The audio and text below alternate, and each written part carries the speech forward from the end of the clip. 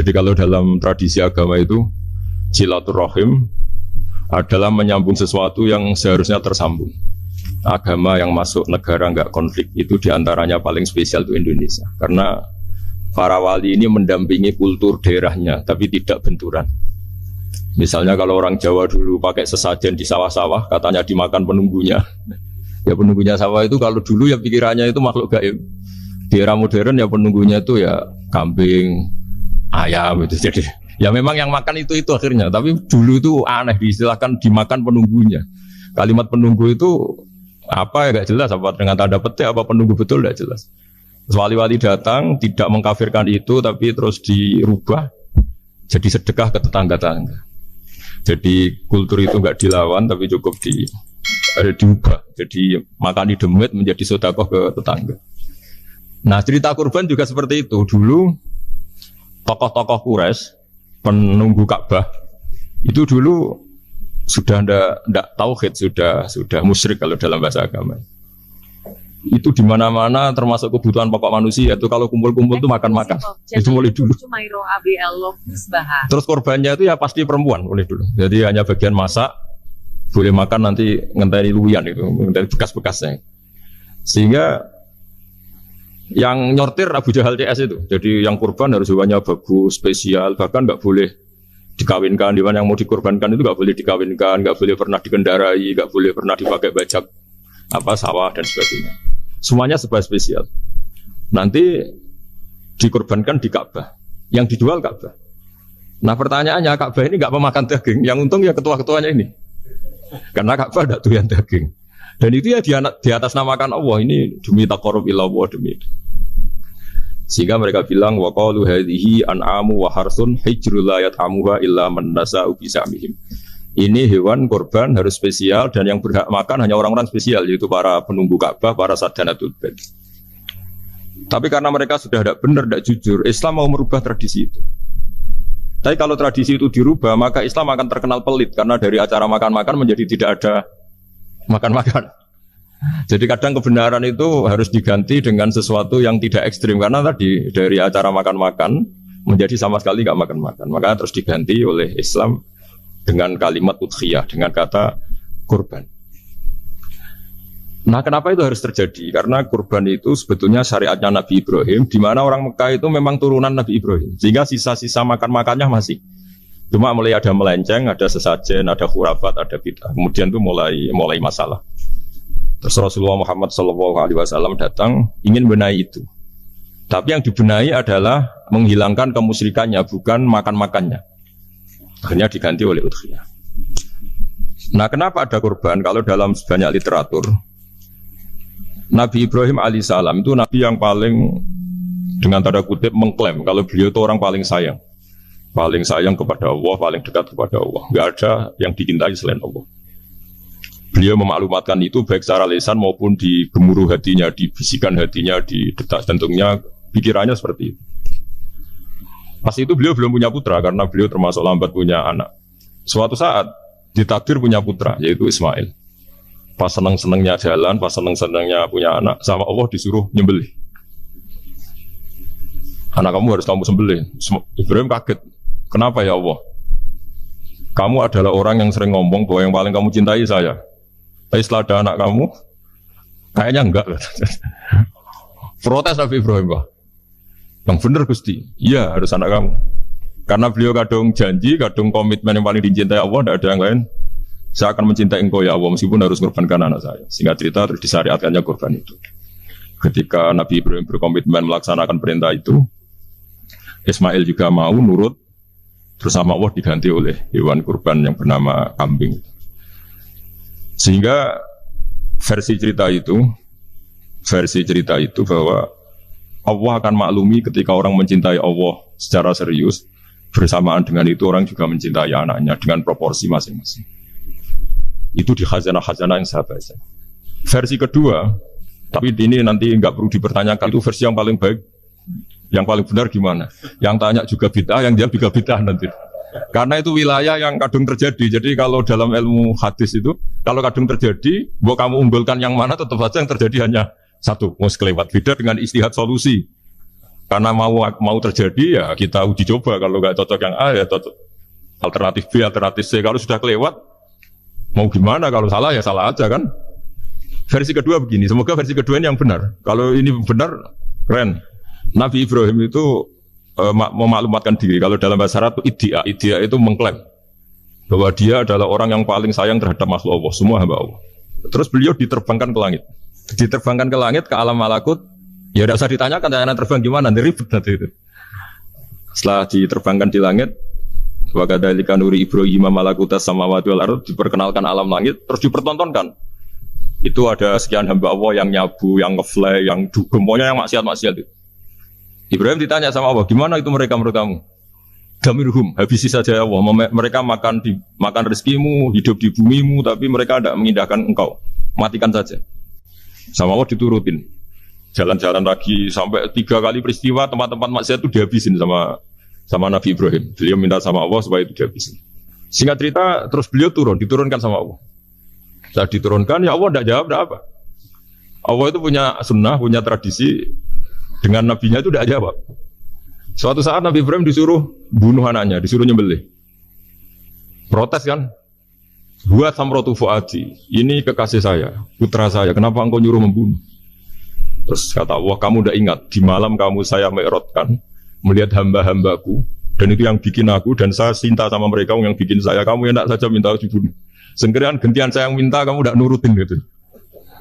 Kamu pas minta saya, tidak tak pikir, langsung tak turutin. Kenapa saya yang sekarang minta kamu pikir? Tapi huwa samrotu fuadi, itu buah hati saya. Dan memangnya makhluk-makhluk itu makhluk siapa? Saya yang bikin, kamu enak saja nyuruh bunuh. Nah semenjak itu jadi kearifan kita. Makanya ada guyonan di dunia kiai itu, ada anak perempuan, kan nggak lazim ya, perempuan pakai GL Pro kalau dulu, mungkin sekarang pakai Ninja, pakai celana jin. Siapa ya? Wong luput suwut. Siapa itu perempuan kok gitu? Ini ponakane jenengan Mbah, astagfirullah, muga-muga pangeran nyepuro. Jadi langsung rubah dari maksudkan menjadi ndak karena keluarga. Nah, jangan-jangan kebencian kita pada maksiat itu oke, kita wajib benci maksiat, tapi tetap ada catatannya. Plus yang maksiat itu tidak orang yang terkait dengan kita. Coba kalau yang maksiat itu orang yang terkait dengan kita, itu anak kita, ponakan kita, mungkin istri kita, paling mintanya ya Allah ampuni. Sama-sama maksiat, yang satu minta dihabisin, yang satu kita minta diampuni. Fair gak kita sebagai manusia? Tidak fair. Tidak fair. Makanya kalau ada guyonan, ada supir salah dimarahin, pasti supir ini belum pegang rahasia.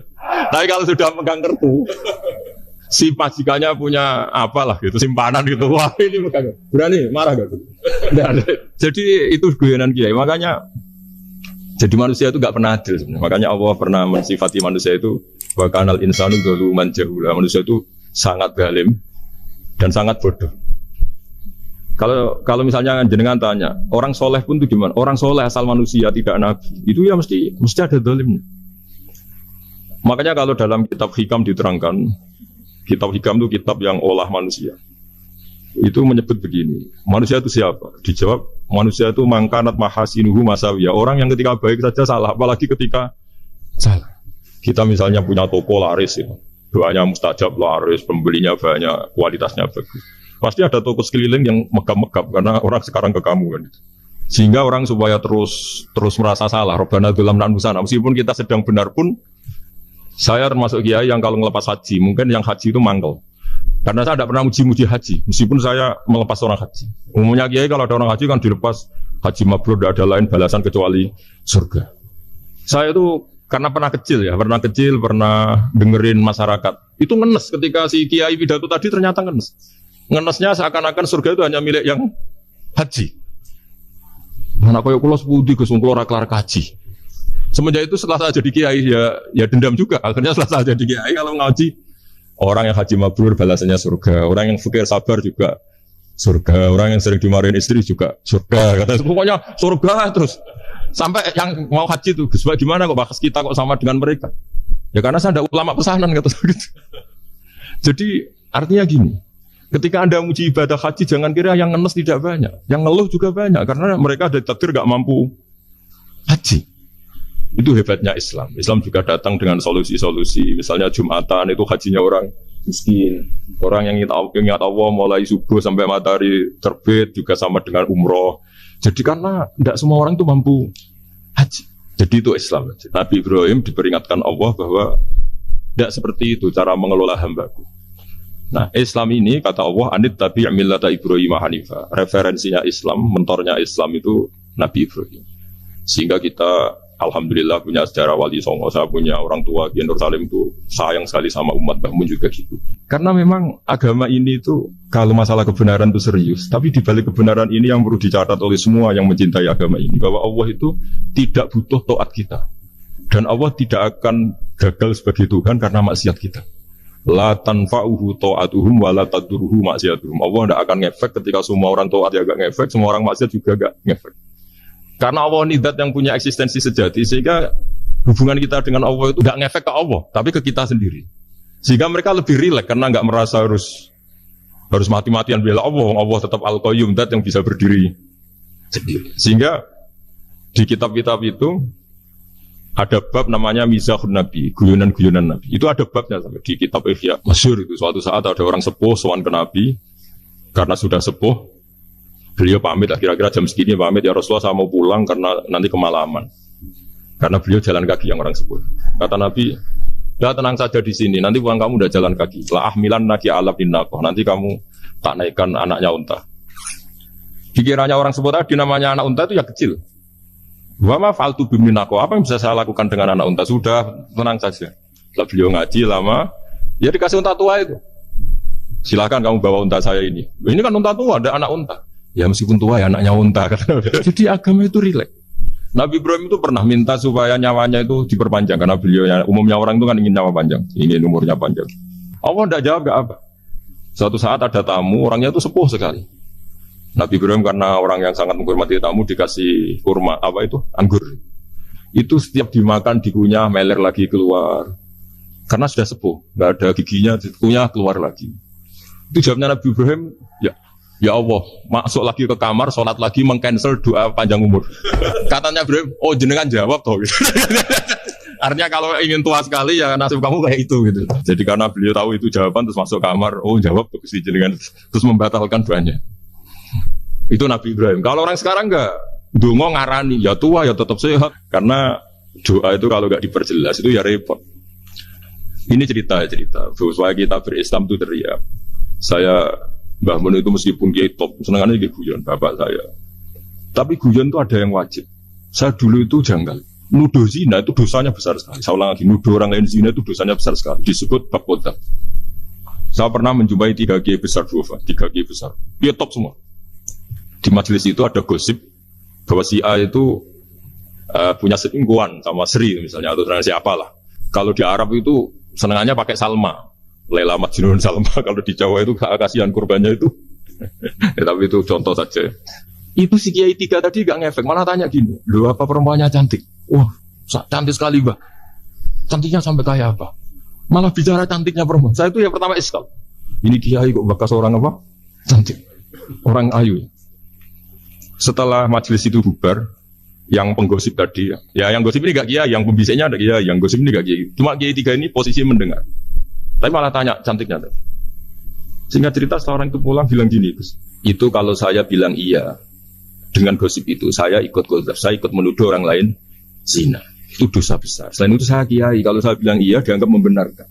Maka untuk mengalihkan gak bicara nuduh, jadi guyon tadi. Jadi guyonnya itu, karena kalau kita tadi bilang iya, artinya mengiyakan. Dan itu artinya qadzaf, punya dosa besar karena nuduh orang lain zina. Diperparah dia kayak besar, kan orang menjadi percaya karena yang ngomong bukan penggosip lagi, tapi ya, maka dialihkan. Loh, ayo lucung. Sampai segitunya kearifan. Sehingga dulu ketika Ma'is itu seorang sahabat yang pernah salah besar. Itu Nabi ketika beliau ada gosip salah gitu ya, Nabi masih, jangan-jangan kamu hanya mimpi, Cung. Jangan-jangan kamu hanya megang, tapi tidak sampai zina. Sampai terakhir Nabi tanya, Afi aplikasi, jangan-jangan otak kamu sudah agak error. Saking tidak inginnya Nabi mempercayai hal-hal seperti itu. Nah, problem kita di zaman sekarang justru kadang nyari-nyari supaya tahu buktinya. Yang dulu para orang soleh menghindari bukti itu supaya enggak suudzon. Sekarang orang mencari-cari bukti. Padahal itu dilarang, wala tajassasu, orang enggak boleh mencari-cari kesalahan orang lain. Nah, itu kearifan-kearifan yang saya dapatkan dari Bapak, dari Mbah Mun, dari Pak Zaini, dari Pak Gures. Mereka orang-orang yang luar biasa, menghindari ngomong penting. Sekarang itu orang banyak yang sering ngomong penting. Sebenarnya itu malah salah. Karena kalau ngomong penting itu vonis. Vonis terhadap orang lain. Jadi kalau kamu rileks, tidak. Nabi dulu itu rileks sekali. Ketika beliau ngaji gini, terus ada pemuda lewat bawa cangkul, mengabaikan pengajian Rasulullah. Banyak sahabat bilang, celaka orang itu ada Nabi ngaji kok tidak ikut. Jawabannya Nabi unik. Jangan-jangan dia punya keluarga yang harus kerja. Dan kalau harus kerja untuk nafkah keluarganya itu juga ibadah. Itu ya sunnah saya. Jadi Nabi rileks saja, tidak tersinggung, tidak. Nah, kenapa kita butuh rileks? Karena kebenaran sekali dipaksakan itu jadinya benturan. Dan itu wali-wali Songo itu dulu sudah berpikir seperti itu. Sehingga Pak Zaini yang sering ngendikan sama saya, kita ini bisanya mengikuti Mas Bah, kalau manggil saya Mas, tidak bisa benturan. Sehingga tadi ada modifikasi dari sesajen menjadi sedekah, dari apa menjadi apa. Jadi tidak langsung benturan. Dan itu khazanahnya, bacaan-bacaannya banyak sekali, termasuk peristiwa udhiyah tadi. Jadi dulu kurban itu dipakai ajang orang-orang tokoh Quraisy supaya dapat daging yang bagus di atas namakan Ka'bah. Jadi agama ini dijual mulai dulu. Kuno agama ini dijual. Dan agama mulai dulu ya prospek. Ka'bah itu bisa menyedot wisatawan berapa, wisata religi. Sehingga dulu ada Ka'bah tandingan, perhitungannya juga ekonomi. Jadi mulai dulu itu ya sudah seperti itu, mau apa, memang Allah bikin dunia seperti ini. Jadi mulai dulu agama itu ya, sampai orang Yahudi gak mau iman sama Nabi ya, pikirannya sederhana, kalau saya tokoh banyak yang sowan, banyak yang ngasih-ngasih. Kalau saya ikut Muhammad, saya anak buah, yang ngasih saya siapa ya? Jadi perhitungannya juga ekonomi. Jadi ketika Abraham mau bikin Ka'bah tandingan, itu perhitungannya juga ekonomi. Jadi ribet kan memang kalau manusia itu sudah ribet. Tapi Islam ini datang bukan untuk itu, tapi memaklumi itu. Itu hebatnya Nabi Ibrahim. Ketika beliau berdoa, ya Allah, keluarga kami saya tempatkan di Mekah. Rabbana liyuqimus sholata faj'al af'idatam minan nasi tahwi ilaihim warzuqhum minas samarat. Cuma menurut Islam dibalik, ya Allah, kita ini ingin anak-anak kami ini bersujud kepada Engkau, ingin anak-anak kami ini melakukan sholat. Tapi mereka ini manusia yang untuk ketahanan hidupnya butuh makan, butuh rizki, butuh ekonomi. Maka tolong ekonominya dijaga ya Allah. Jadi dibalik, demi sholat menjaga ekonomi. Jangan dengan demi ekonomi meninggalkan sholat. Jadi dibalik, jadi demi sholat menjaga ekonomi. Juga termasuk menjaga politik. Andaikan tidak ada orang Islam yang cakap politik, terutama yang soleh-soleh.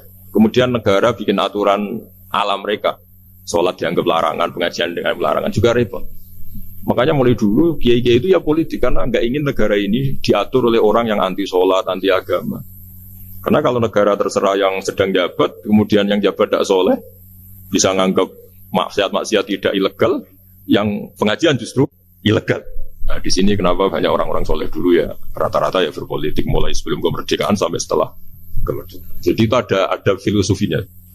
Nah bahwa ada oknum-oknum yang tidak seperti itu ya monggo, itu oknum. Tapi sebetulnya awal-awalnya kenapa banyak orang soleh yang politik, karena nggak ingin negara ini dipimpin oleh orang-orang yang anti agama, anti kebaikan. Sehingga berkahnya apa? Berkahnya negara ini berkonstitusi secara Islam.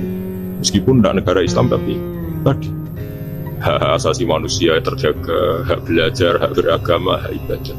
Coba bayangkan kalau kita jadi korut, Korea Utara kan pusing. Itu uniknya, lagi-lagi ini cerita uniknya. Itu mulai dulu itu tidak ada benturan. Ketika ada Masumi, ada Partai NU, ada macam-macam. Muhammadiyah datang di Jogja itu Mbah Ahmad Dahlan itu teman dekatnya Mbah Hasyim. Saya tahu banyak tentang, namanya dulu Mbah Darwis. Itu dulu ngajinya sama pernah buyut-buyut Yami di sini. Dulu ngaji Mbah Soleh Darat, Mbah Ahmad Dahlan sama siapa itu Mbah Hasyim.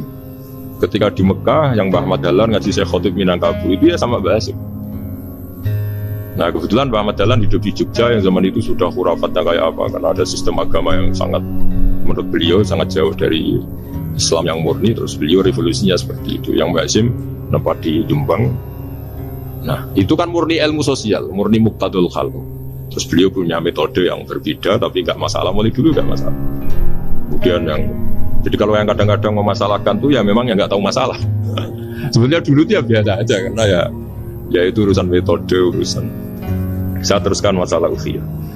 Jadi yang diceritakan Nabi Ibrahim tadi bahwa benci seseorang kita atas namakan maksiat itu tidak segampang itu. Karena jangan-jangan kebetulan yang maksiat itu keluarga kita. Apakah kita punya kebencian yang sama saat yang maksiat itu keluarga kita, atasan kita, teman kita? Ya kayak tadi, kalau saya corong tuh dibelinjani janji, ada orang janji sama saya nggak tepat waktu, saya bisa marah, itu pasti sebabnya jelas. Itu bawaan saya nggak berjasa sama saya. Kalau kata dokter Geli nggak cantik. Intinya Nabi Ibrahim itu coba kalau yang maksiat itu anak kamu berharap saya ngasih tobat kan, bukan langsung tak habisin kan. Intinya Allah ingin bilang ke Nabi Ibrahim, andai kan yang maksiat itu anak kamu, ingin saya menghabisi apa tak kasih tobat? Ya kasih tobat ya. Ya seperti itu saya yang bikin. Maka di Al Azhar sana, kalau cerita orang-orang alim itu masyhur, ada tempat maksiat mau dihabisin sama orang-orang yang sangat keras. Ketemu Syekh Mutawalli Sarawi, ditanya, andaikan mereka mati saat maksiat, itu mereka ke surga apa ke neraka? Ya ke neraka. Ditanya sama Syekh Mutawalli, kalau mereka ke neraka, akan ada dzalika muradan Nabi? Apa seperti itu yang dikehendaki Nabi? Umatnya mati terus masuk neraka karena belum tobat? Tidak, Nabi inginnya mereka tobat. Ya sudah, jangan dihabisi. Kamu berproses ikut mentobatkan mereka. Kebetulan ini mau mendengar. Jadi kita lunak, kita baik itu ya semuanya ingin Allahum yarji'un, semoga mereka kembali, mereka tobat. Bukan lunak dengan arti mengakui maksiat itu satu kebaikan, itu yang bahaya. Kalau lunak sampai mengakui itu maksiat itu kebaikan, itu bahaya sih. Tapi kita lunak karena kita ingin berproses untuk bertobat. Karena tadi kalau kita punya nurani itu mesti, andai kan yang maksiat itu anak kita atau teman dekat kita atau orang yang berjasa sama kita, apa kita bisa tegas? Kira-kira gimana? Waqad adabbahu ta'ala khalilahu Ibrahim fi ba'di mawatinihi al-azimah. Jadi Allah kalau dalam bahasa Arab memberi teguran itu namanya takdib. Makanya kalau orang nakal itu, kalau orang Jawa bilang kurang ajar. Sebenarnya ajar itu kan tahun ajaran baru. Ajar itu kan barang baik. Ya kan disebut tahun ajaran baru. Pengajaran, ajar itu kan barang. Tapi kalau kurang ajar berarti kurang baik. Itu bahasa Arabnya orang yang kurang ajar perlu diajari. Itu kalau orang Arab bilang ditakdib, diwarai toto kromo, diadabkan. Jadi belum punya adab diadabkan.